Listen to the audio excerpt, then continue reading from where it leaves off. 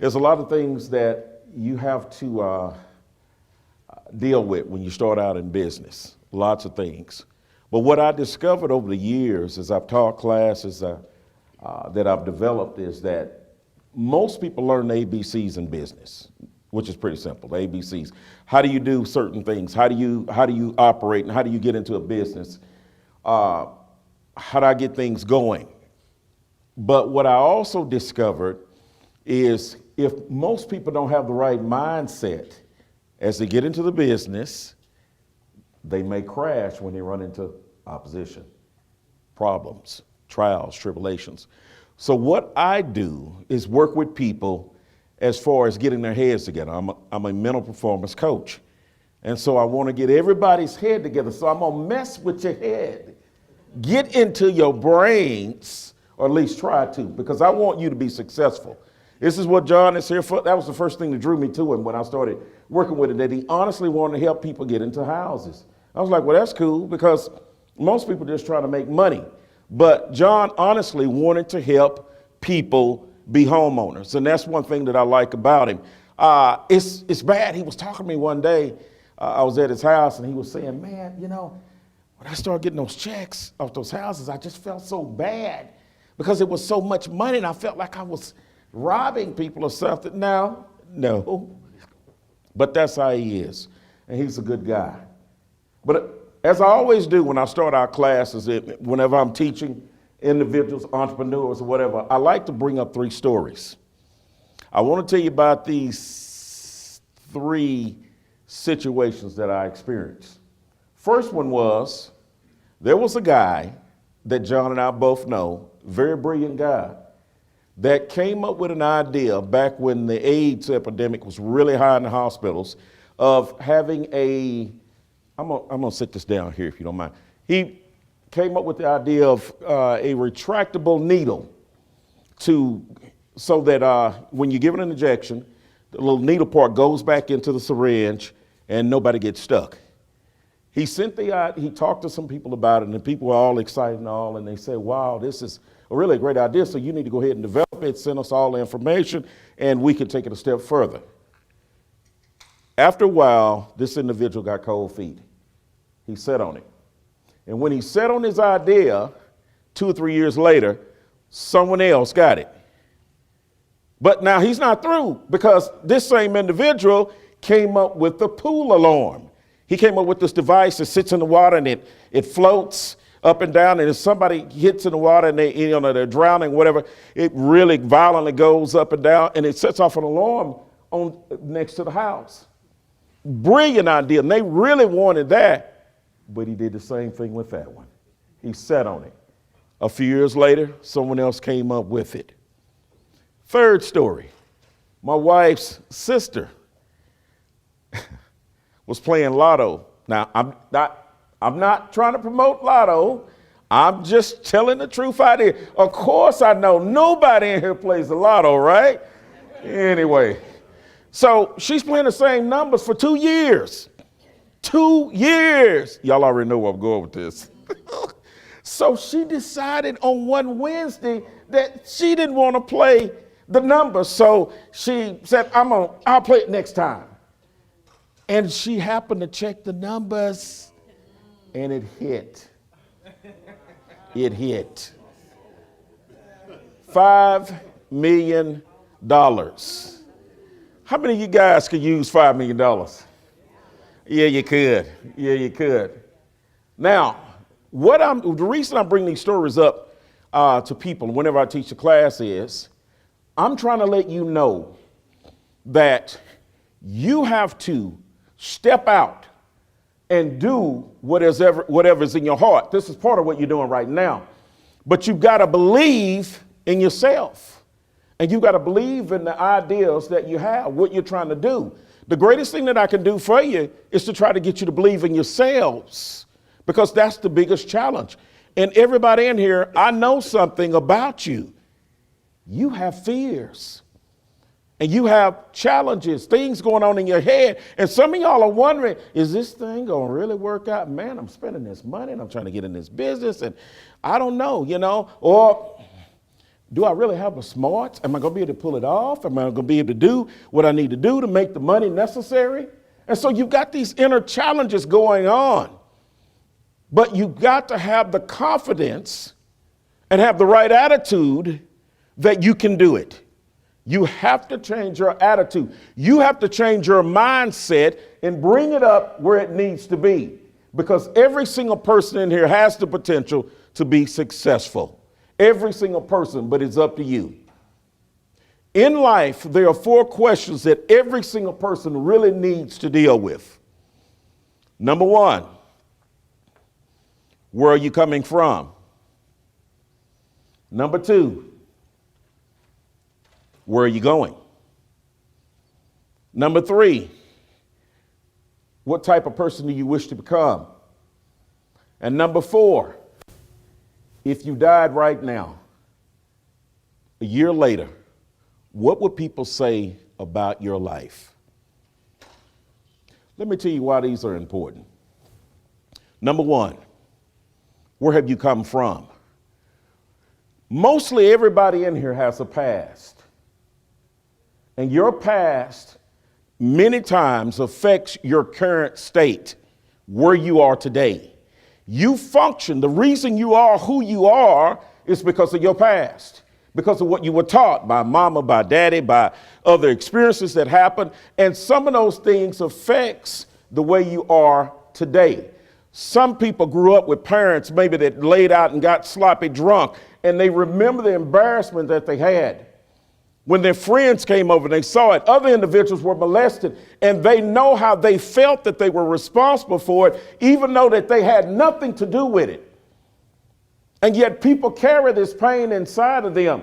So what happens is, how it affects you in business is that sometimes when you launch out and get involved in a new business, your attitude is, I don't know if I want to go too far with this thing because I'm afraid that if I mess up, I'll experience that embarrassment that I felt before. I've had classes write me and tell me there are 5 fears. And in those 5 fears, much of what I'm saying, this is what they're saying. Fear that they're going to lose it all. Fear that they're wasting their time financially. Fear that they won't catch on. They're just not going to be able to catch on to what's going on. Fear that they just don't have what it takes to make it. But you guys do. But you're going to have to tough it out, and you're going to have to keep going. So we see that you have to know where you're coming from, because everybody has a past. Some people had a good past. Some people had parents that encouraged them, but unfortunately, see, I wasn't one of the ones. I had a father that for a long time, I thought my name was Boy. Every time he talked to me, Boy. Boy, what's your name? Boy. My name is Boy. Because that's how he dealt with me. His way of complimenting you and encouraging you or letting you know you did a good job was for him not to say anything. And I know some of you guys in here have experienced that. You might have grown up with parents just like that. When they were quiet, everything was cool. You were supposed to understand that meant that they were happy with you. But then when they were hollering and screaming at you, obviously you knew you were in bad standings with them. So that's not the best way to do people. But most people that I know carry these scars, as high as 97%. And the scars that you carry affect your productivity.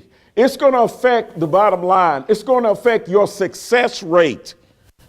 It will show up in what you're doing, whether you know it or not, whether you want to accept that or not. Those ghosts of the past always come back up and they haunt you. I know. And you doubt yourself and you hear those voices, and every single person in here hears voices. You have the conversation. Every single person that ever has quit and given up had a conversation first. And that conversation took place in that head. And they heard that voice that said that you're not going to make it. And what you're doing, you're wasting your time. And you are a fool for what you're doing. And everybody is going to laugh at you. And then when you hear that conversation, you try to fight back and say, well, no, I'm not a fool. I'm really sincere. And I know I really deserve this. And then your voice says, no, you don't. So your past affects you. And we have to learn to deal with our past. The other thing is, where are you going? You have to know where you're going in life. Do you realize how many people that I run across, I ask them, what are you going to do in life? I don't know. What would you like to do in life? I don't know. I start telling people now, write out, get your sheet of paper, label it 1 through 100. Write out every single thing you would like to accomplish and do and buy. See how easy that is. Guess what? I promise you, I bet you guys couldn't fill it up. You'd go so far and say, well, I guess I don't know. The reason I have people do that is because it helps get you to think. You got to think about what you want out of life, and you have to know where you're headed. If you don't know where you're headed, how can you get there? See, that's what us guys do. You know, we just drive, and when we get lost, we just keep driving. And we just hope that it'll work out. Well, it don't always work like that. I know women are good at telling you, well, honey, why don't you stop and ask directions? Girl, I got this. I know where I'm going. And that's just kind of how we are. But you can't do your life like that. You have to know where you're going. You have to know exactly where you want to be. And you have to set out your goals. How many of you have really set out goals? Written down your goals? Good. Some hands came up, some didn't. The ones that didn't, I'd advise you to start working out and writing out your goals.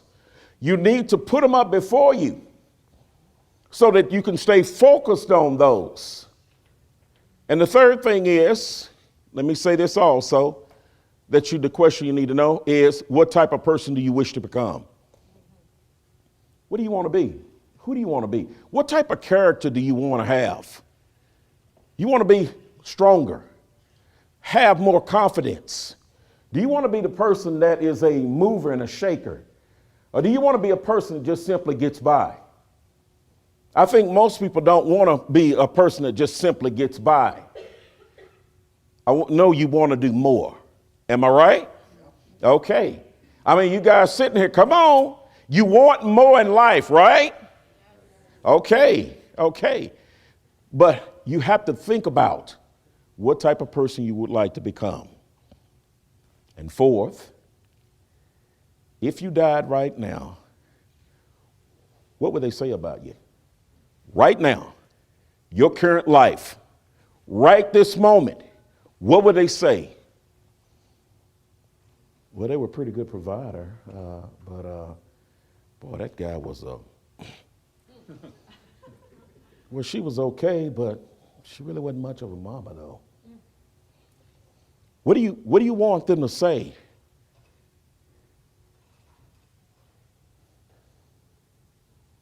Think about it.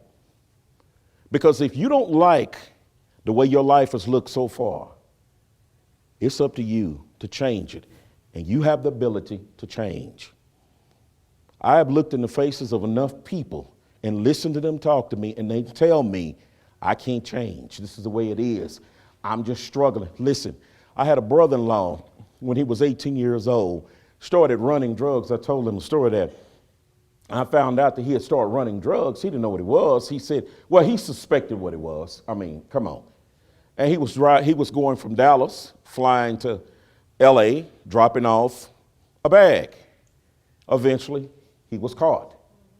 And he did Club Fed time. So while he's in Club Fed, he did his thing. He came back out. He went to a halfway house. And when he came out to a halfway house, they had him sweeping the grounds. All of a sudden, he got a brilliant idea. That idea was, I'll drive trucks.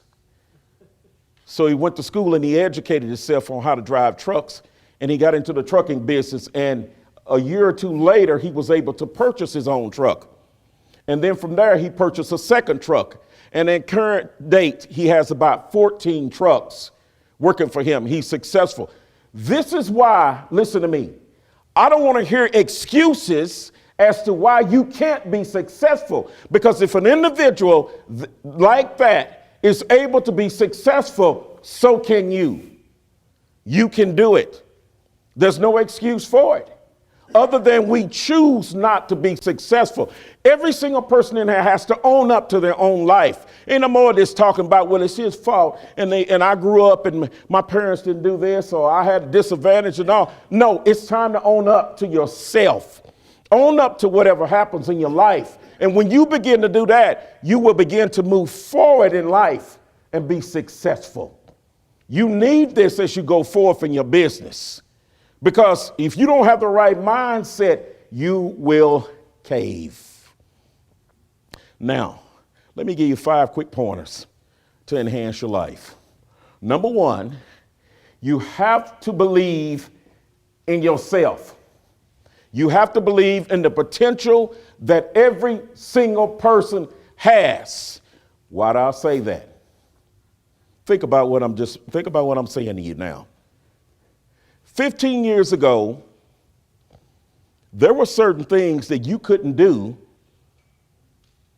too well that you can do now, right? I mean, are we on the same page on this? You're able to do more things today than what you did 15 years ago. Okay.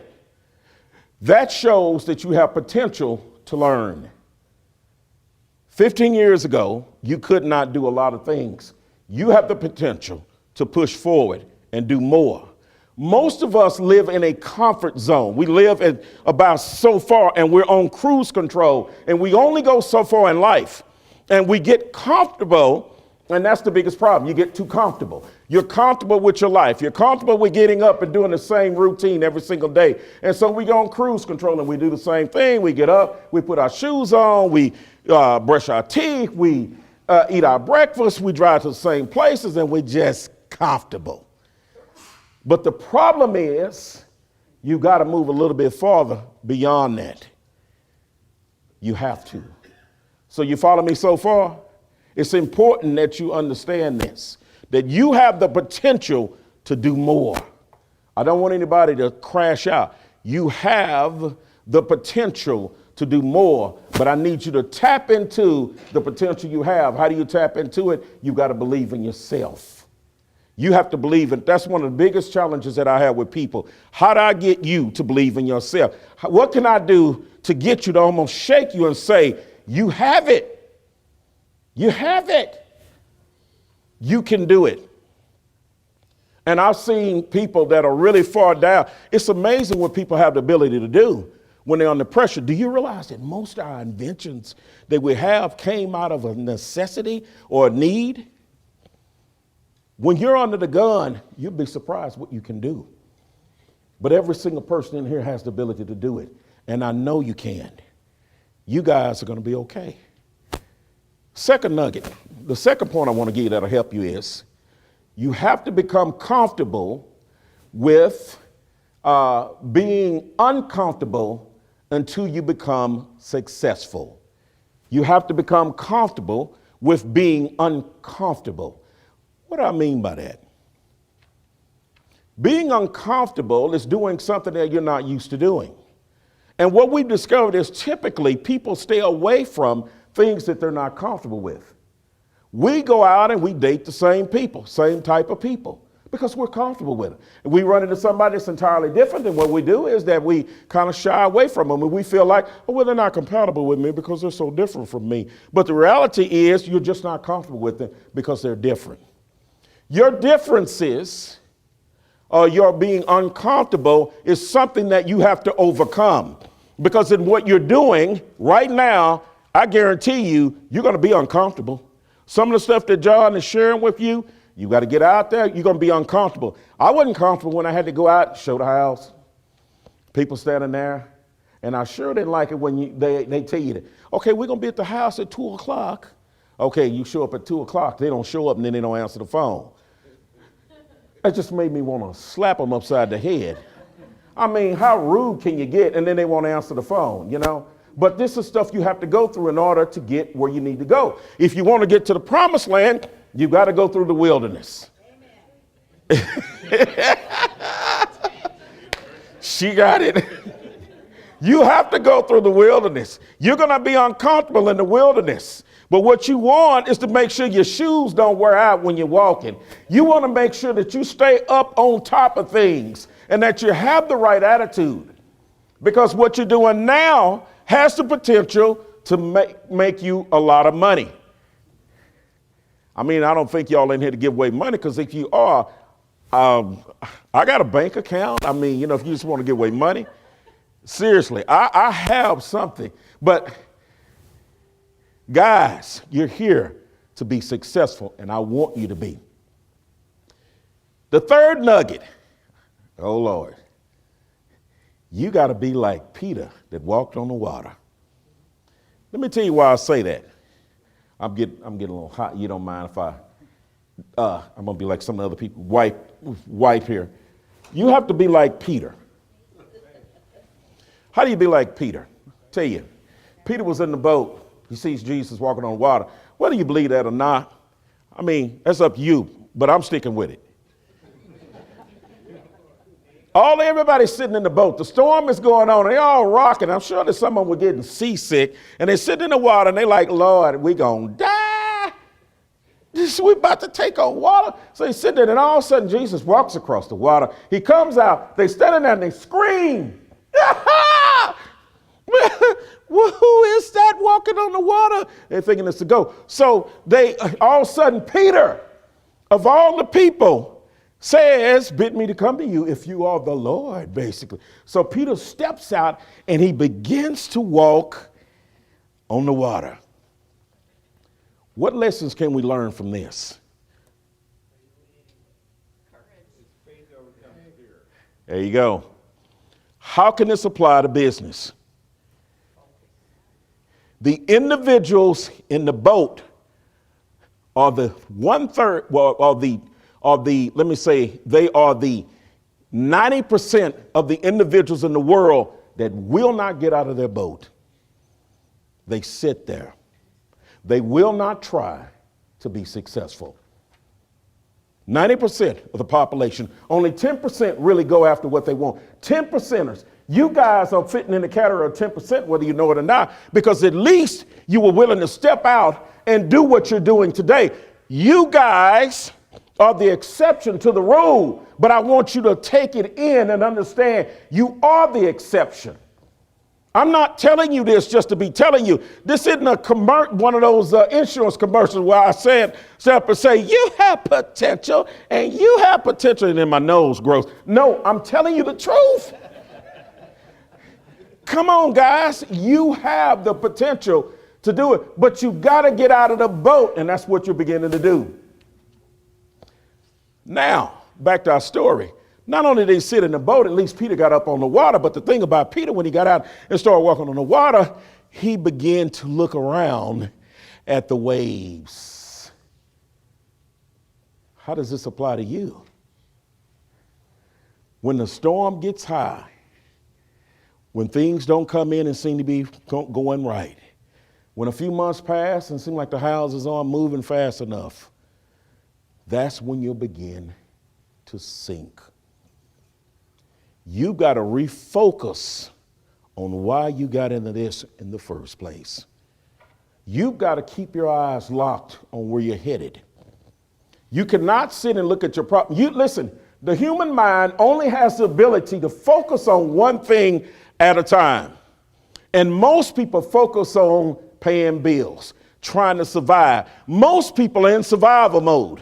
Most people are feeling pressured to be successful. As long as your mind is fixated and you're locked into survival mode, you can't allow yourself to be in the creative mode that you need to be to create what you need. You've got to learn to step out of the survival mode. Change the way you do things. You got to, and see, Peter, that's what he did when he sunk. The Lord got him and saved him, pulled him on up. But they both walked back to the boat. I think a lot of preachers don't tell that story enough about how they both walked back to the boat. But there are lessons to be learned from that.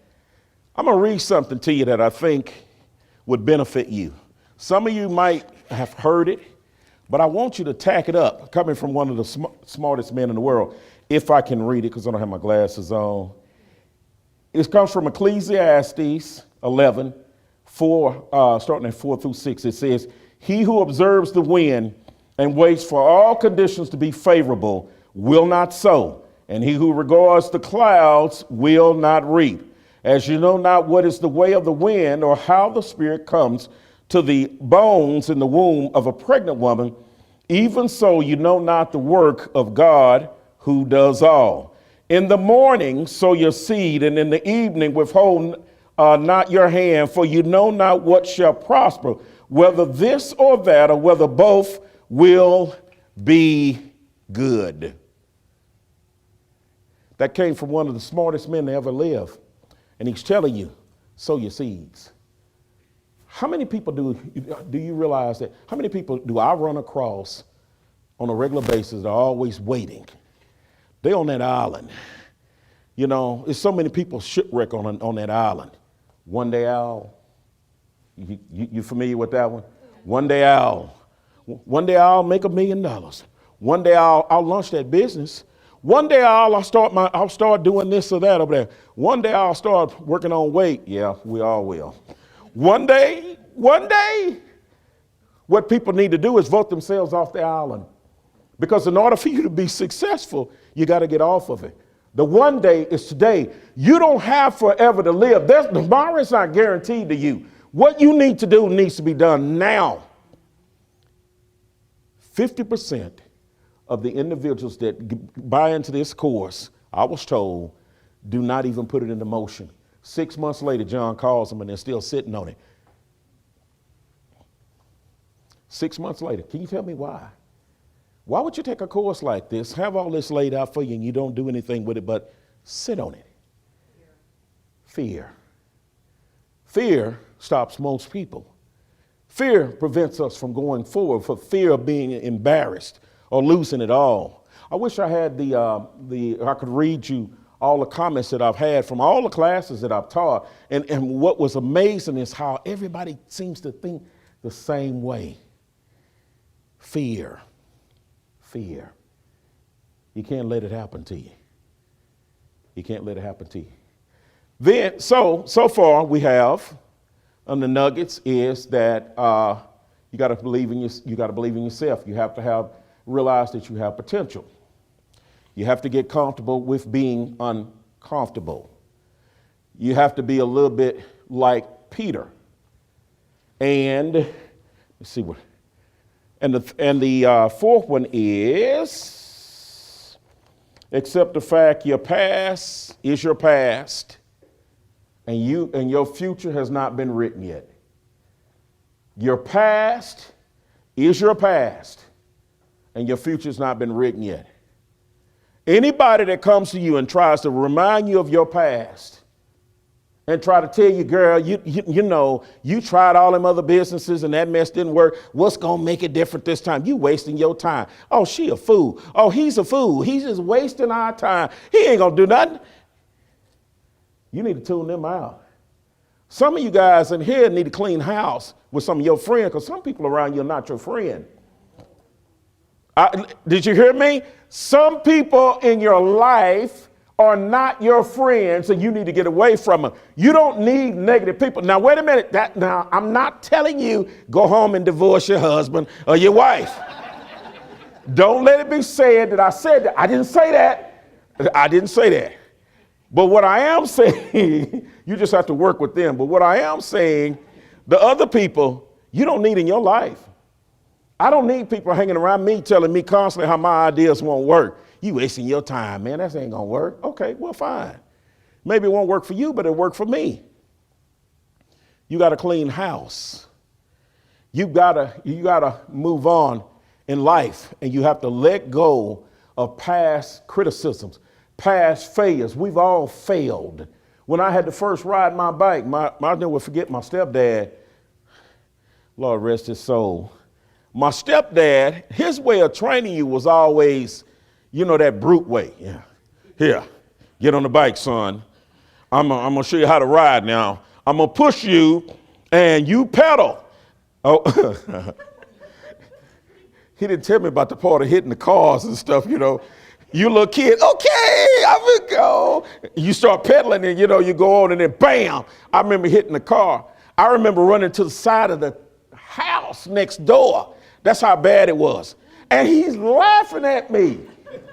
I didn't think that was funny. And it was worse trying to learn how to swim. He walk you out. I mean, you're only about this tall when you're little, and he walks you out in the water. It's up to his chest. Okay, come on. All right, I'm going to let you go. Then you're going to swim. He let you down. Then he pull you back up. And you know what? And then, see, you hate the water.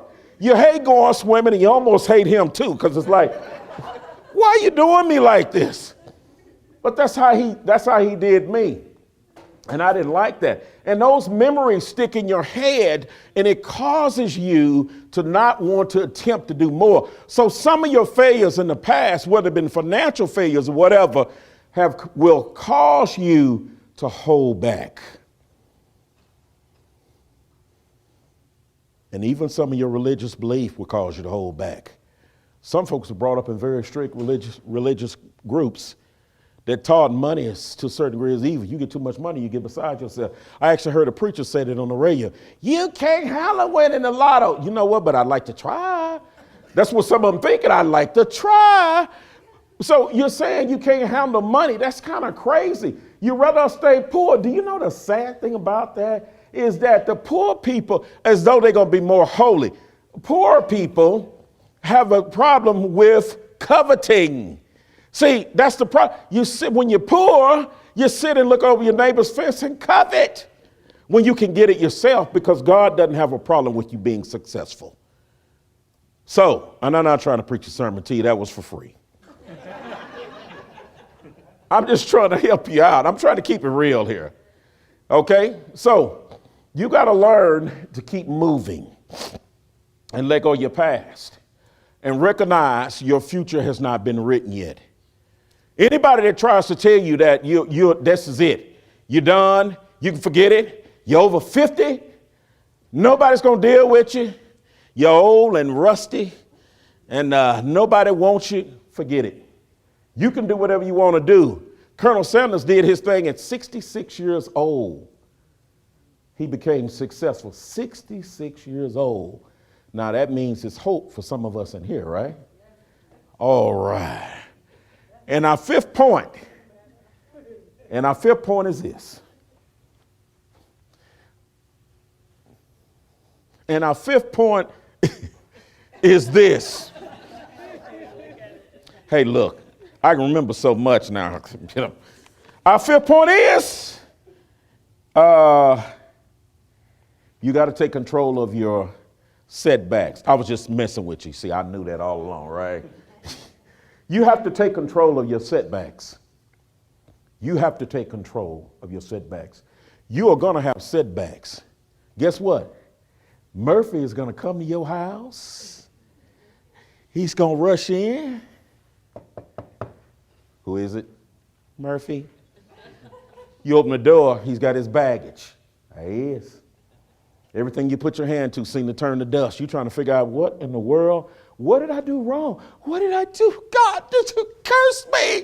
Well, everything is going bad. I'm wasting my time. Then your mind starts trying to think about everything that you didn't do. Or did I give some money to church? Was I nice enough to the other people? I guess not. Maybe that's what happened. No, it's just life. And to be successful is a struggle. But you must manage setbacks. Number one rule I tell people to do is this.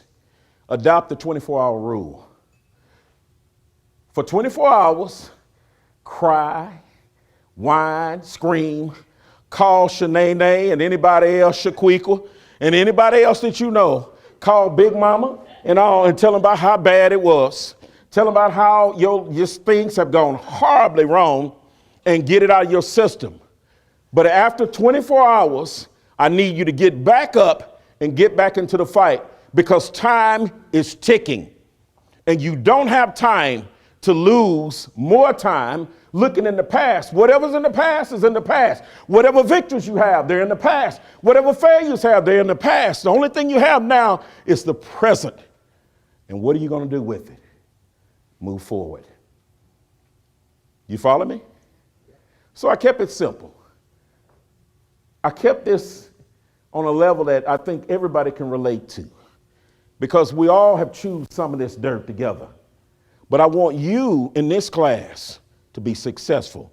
Every single person to be successful. And you're going to do it. Because I know that you have it in you to do. Now, John has his mentor program, and it's a good program. For some of you, if you just don't have, you still feel a little bit, have problems with launching out to do this. The last class I was in, I talked to, they did. A lot of them did. They were afraid. They really were. So if you're afraid, John is here for you. And just remember that. He has programs that his program is going to help you. And he will answer the phone for you. He'll be there for you. So just remember that. And with that, I want you to repeat something after me as I get ready to exit out of here. I want you to repeat this after me. I am the head. Oh, come on now. Y'all holler louder than that when you're out in the street. I am the head, and not the tail. I'm above and not beneath. I am the next success story. And nothing can stop me from my victory. And if I was in church, I'd say, amen. All right. We're going to turn you back over to John. Thank you.